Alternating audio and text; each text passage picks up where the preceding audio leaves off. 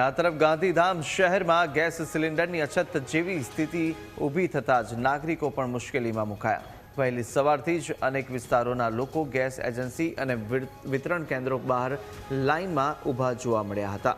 અનેક નાગરિકોએ 2 દિવસ અગાઉ ગેસ સિલિન્ડર માટે બુકિંગ કરાવ્યું હોવા છતાં હજુ સુધી ડિલિવરી ન મળ્યાની ફરિયાદ કરી હતી। કેટલાક લોકોએ એવો પણ આક્ષેપ કર્યો છે કે શહેરના અમુક વિસ્તારોમાં સિલિન્ડર પહોંચાડવામાં આવી રહ્યા છે, જ્યારે અમુક વિસ્તારોમાં ડિલિવરી આપવામાં આવતી નથી। ખાસ કરીને પોશ વિસ્તારમાં સરળતાથી ગેસ ઉપલબ્ધ થઈ રહ્યો હોવાનો પણ અને સામાન્ય નાગરિકોને રાહ જોવી પડી રહી હોવાનો રોષ પણ વ્યક્ત કરવામાં આવ્યો હતો। આ ઉપરાંત પણ કેટલાક નાગરિકોએ કાળાબજારીનો પણ આક્ષેપ કર્યો હતો। તેમનું કહેવું છે કે ગેસ સિલિન્ડર ખુલ્લા બજારમાં 2000 થી 2500 રૂપિયા સુધી વેચાઈ રહ્યા છે। હવે ગેસ એજન્સી અને જવાબદાર તંત્ર દ્વારા આ સમસ્યાનો ક્યારે ઉકેલ લાવવામાં આવશે અને બુકિંગ કરાવેલા નાગરિકોને સિલિન્ડર ક્યારે મળશે તે જોવાનું રહ્યું। जिसका पर्ची कटा था उसमें से 20-25 आदमी को मिला है, बाकी किसी को मिला नहीं है।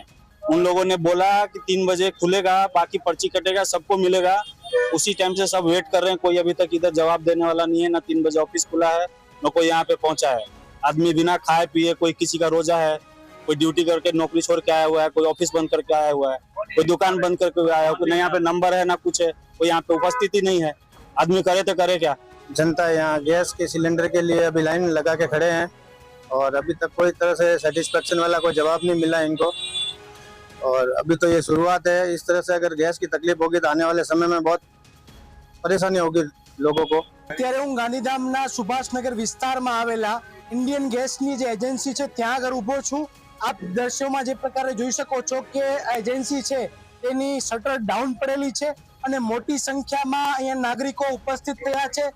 બપોરના 12 વાગે તેમને એવું કહેવામાં આવેલું હતું કે આપને લાઈનમાં ઊભા રહો, આપને બાટલો આપવામાં આવશે, પરંતુ હજી 3 વાગીને 3:15 થયા છે તોય પણ આ નાગરિકોને કોઈને પણ બાટલા આપવામાં નથી આવતા।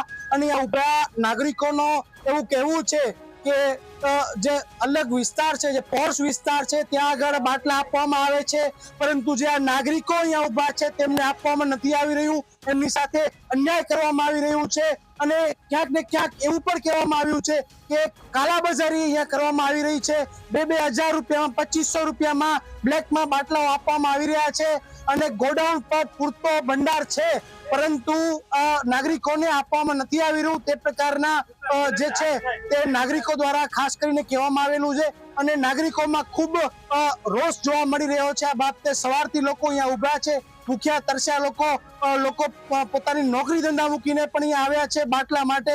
તો આવી આ બાટલા ક્યારે મળશે કે નહીં એ જોવાનું રહ્યું। ગાંધીધામથી હું આશુતોષ ગઢવી, ન્યૂઝ કેપિટલ કચ્છ।